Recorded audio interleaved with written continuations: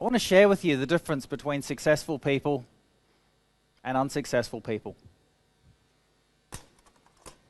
Really comes down to attitude.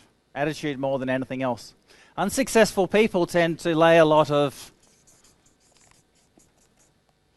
blame, the circumstances around them, the people around them, the government, the economy. They tend to make a lot of excuses, otherwise known as reasons. And they'll almost always be in denial. They've got this fantasy about the way the world should be, and they're going to stick to that no matter what. Denial's not a river in Egypt, it's a polite way of saying you're lying to yourself. Do you know how powerful denial is? When I was 127 kilograms, my wife, she's got a PhD in biochemistry and nutrition. You know what she would say to me? Jeremy, you're not fat, you're just big boned. I was morbidly obese on the BMI scale. So this is also called playing the victim. Something to understand. Nobody moves a muscle without a motive.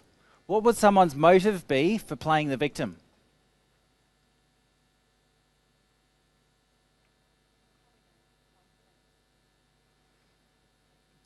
They may not have confidence in themselves. What else? Sympathy. Absolutely. Otherwise known as attention. Did you know that many adults are little more than 13-year-old kids with longer legs? Do you know what a 13-year-old kid will do for attention? Friggin' absolutely anything. Do they care if it's positive or negative attention? So attention's number one. What's the second big benefit of being a victim?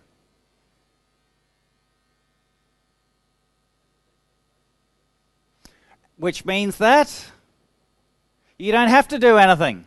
Because it wasn't my fault, you see. I really couldn't help it. This is all about justification. It's about looking to the past to make us feel better about today. Does it change our situation? No, it traps us there. Do we all do this? Absolutely. The question is, how long do you want to stay there? Some people spend the vast majority of their lives down here. You walk around them, what do you hear? The same old story. They make their bed and they lie in it. So what's the difference with successful people? Number one, they have the awareness about their psychology that they will go here, but they make a decision. They make a decision to do something different. And the first step is about being response able. This is all about taking action, seeing something needs to happen and stepping up and doing it, not waiting to be asked. The second trait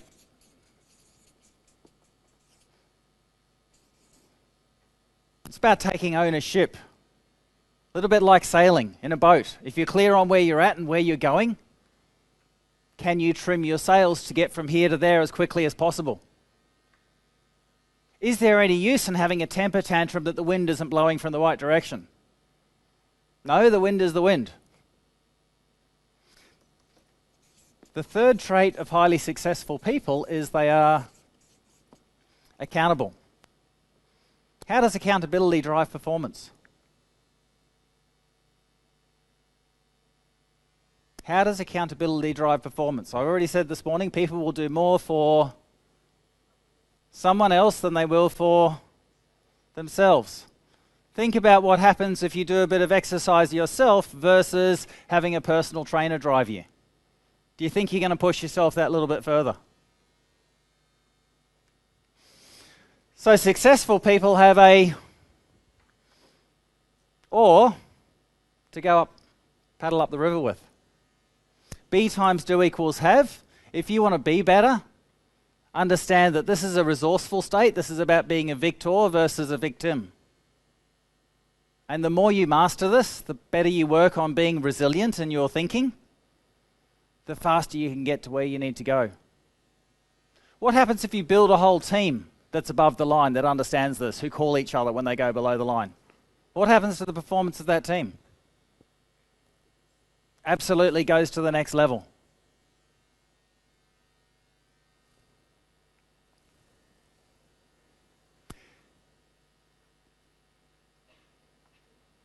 One of the things, I talked about how powerful denial is. We get to a point in our lives and we think, well, this is it. And we tell ourselves these little stories about how, there really aren't any other options and we just got to settle for what is. The thing I wanted to share with you is today, what's happened up till now really isn't important. It is what it is. It's really been preparing you for greatness. The best is yet to come, what lies ahead of you. Today is your only point of power to make a difference. People talk about motivation all the time, and they say, oh, wait till I get motivated. Do you understand why that's a mistake? Think about the word motivation. Think about the roots of where it comes from. Shun, state of, motive, movement, state of movement. If you're not moving, can you be motivated? The best way to get motivated is to step up and do something. If you want motivation to go to the gym, what do you got to do? Friggin' get off your ass and go to the gym. If you go to the gym for 7 days in a row, what could we say about your motivation? But people always think, no, I'm going to wait. I'll wait till the motivation comes. And they don't understand. They just need to get up, get over their excuses and start making things happen. So we're going to do a process in a little bit where you're going to have an opportunity to put your leadership skills to the test. But before we do that, I just want to share with you a couple of insights about what makes a great leader, because you'll need this in this next process. Personal leadership attributes. I use a simple acronym, LEAD. One of my mentors, haven't met him, but I look up to him. His name's Stewart. And he was a dentist for all of his career. And at age 97, he graduated from the University of Newcastle with his 4th degree in complementary medicine. And the local newspaper interviewed him and they said, Alan, mate, you're 97. What are you still doing studying? And he said, well, everyone comes to me and they say, Alan, what's the secret of living a long and healthy life? And I figured it was my responsibility to actually share with them the science of longevity and health, not just an unconsidered opinion. So one of the things you find with leaders is they understand that learning is a process that never stops. Second, enthusiasm and purpose. Leaders are those people that are clear on why they do what they do, and they bring a level of energy to any situation. Are you one of those people who attenuates energy when you walk into a situation, or are you one of those people who drives the energy? Do you know how many books there are on leadership on Amazon today, if you were to search on Amazon this morning? Over 150,000. Do you know why there's so many? Not one of them is right. You know the biggest currency you have as a leader? It's called personal authenticity. If you mimic or copy someone else's leadership style, what's going to happen? People will see it a mile off. So what you need to do is draw on all the wonderful speakers that Steve has brought here and ask yourself the question, well, as a leader, who do I need to be? If I'm clear about my results, what success looks for me and my business and for my team, who do I need to be as the leader that deserves that sort of team? At the end of the day, the right attitude is the one that makes your team want you to win. If your team wants you to win more than you want to win, guess what? Your life suddenly becomes a lot easier. You've done your job. You've prepared them for greatness without you. And what's the last part? Leaders need to be able to manage fear and manage risk. Take the risk of being brilliant. The fatal trap I see time and time again is people play to win to get to the top, and then what do? They play not to lose. What happens when you stop taking risks and play not to lose? You lose.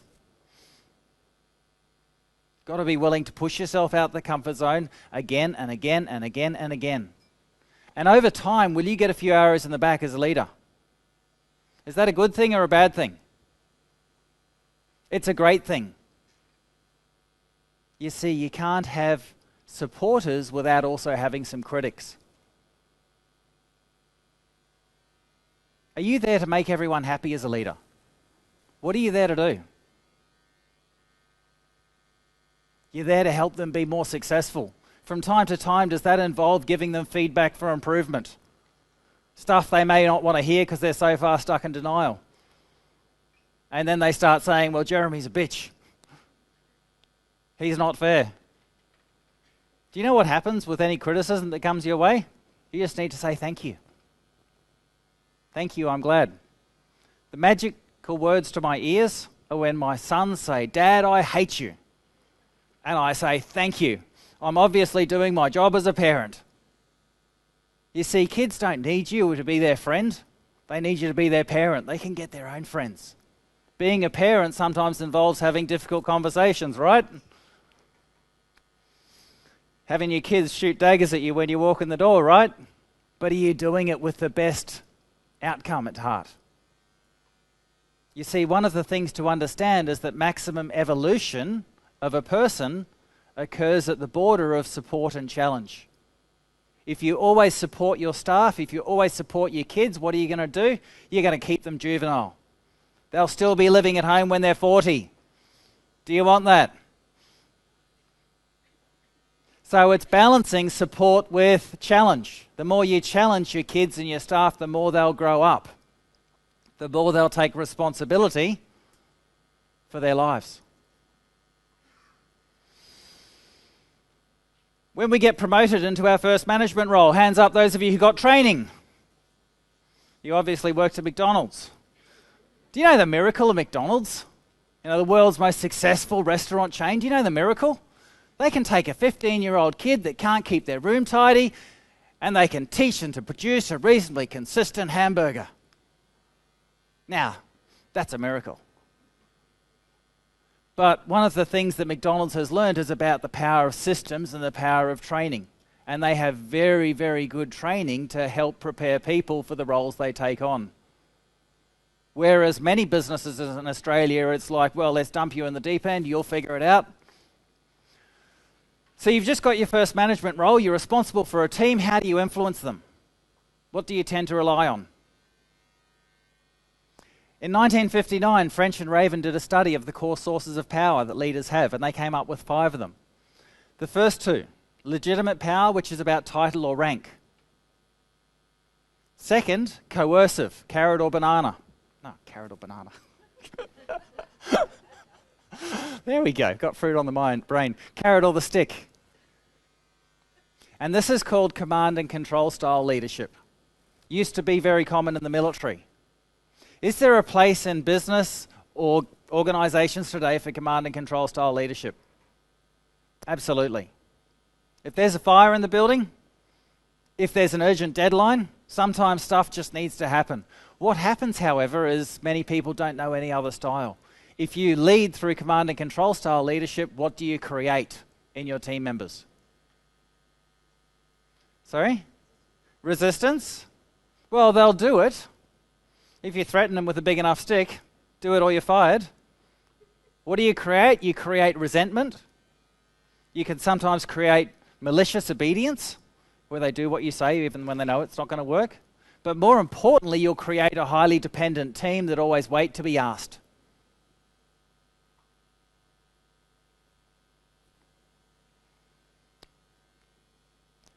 Many people, many employees would rather die than think for themselves.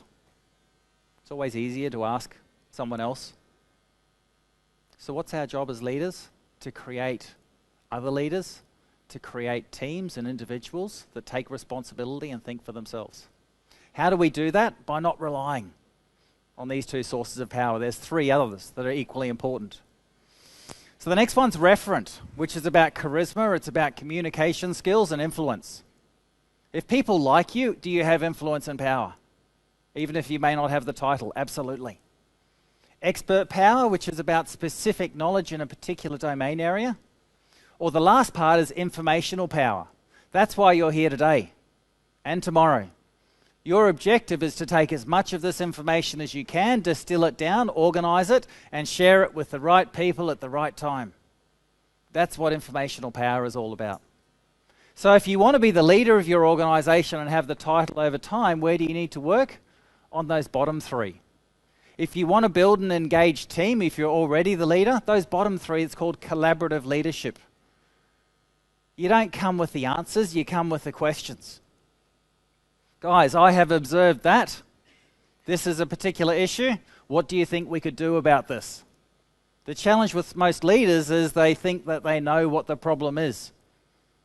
And they shut off from their teams who usually have better ideas than they do.